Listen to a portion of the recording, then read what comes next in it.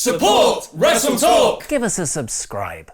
Hello and welcome to the WrestleTalk News. I'm Ollie Davis, and in today's episode... Bobby here! Not now, Bobby! I've heard enough about your three wonderful sisters this week, but I will reveal the winner of Wrestle Ramble's caption competition for that Bobby here image from Tuesday. Oh wait, can I just say something, please? I love you, my three wonderful sisters.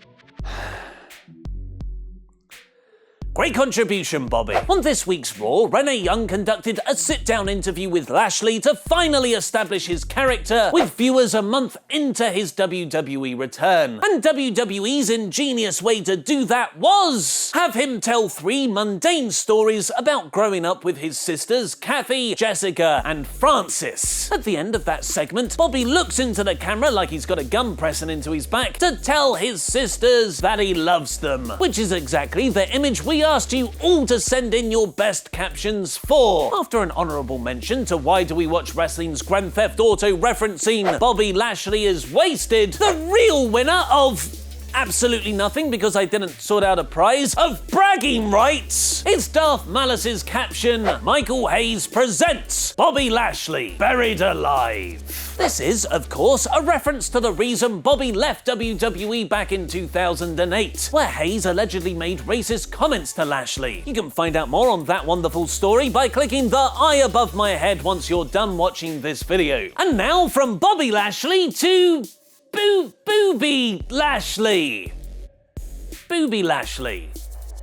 Segue. Following Charlotte Flair having to miss a week of SmackDown dates back in March because of dental work, the 128-time women's champion will reportedly soon be taken off the road to fix another cosmetic issue. The Ace Comic Con announced yesterday that Charlotte would be missing their Seattle show because she needed surgery, and Carmella will be replacing her for the dates. According to PW Insider, Charlotte Flair will be undergoing surgery to repair a ruptured implant. Apparently she'll have the procedure following the WWE European tour. So Charlotte will still appear on WWE for the next 10 or so days until she gets it seen to. And unfortunately, according to the Wrestling Observer newsletter, she won't have that sweet Greatest Royal Rumble paycheck to fund the surgery. On an episode of Jerry Lawler's Dinner with the King podcast, he revealed he'd heard the company's female wrestlers were getting a heck of a payoff for not being allowed to feature on the Greatest Royal Rumble show because of women in sports not being culturally accepted in Saudi Arabia. PW Insider later confirmed Lawler's belief, reporting that WWE paid their female performers as if they were on the show. The Wrestling Observer newsletter, however, has since pushed back on this claim, writing, "The only thing we know is that none of the women performers knew anything about this, and the word going around is that it was denied when asked about." Although Dave Meltzer does point out that any money paid to the women for the Greatest Royal Rumble would be in checks that haven't come out yet anyway. And still, almost 2 weeks since the Greatest Royal Rumble show, even more controversy around the event is still bubbling to the surface. Because despite WWE promoting Jeddah as such a progressive resort city, my god, it's just so progressive and beautiful! A man has reportedly been arrested for criticizing wrestling being brought to Saudi Arabia. This comes from the social justice Twitter account Prisoners of Conscience, who report on those imprisoned for their beliefs in the country. It is confirmed to us that Sheikh Badir bin Ali Al-Atabi is arrested on the 29th of April because of his critique against wrestling, coinciding with the event of signing a 10-year deal between Saudi Arabia and WWE to bring professional wrestling to the Kingdom of Saudi Arabia. Myself and the majority of people watching this are lucky enough to live in societies where freedom of expression is mostly not something you're imprisoned for. It's that fundamental right that allows us to critique whatever we want without fear for our freedom. One would have thought that an opinion on professional wrestling, its highs, lows, business practices, which countries they run in, and whatever the Bobby Lashley segment was, would be very far down on a society's list of jailable offences. Sadly, if this report is to be believed, in Saudi Arabia that's not the case. Meaning if you or I were born in that country, we wouldn't be able to have conversations like this as freely and publicly as we're having now, which is a terrible, terrible shame.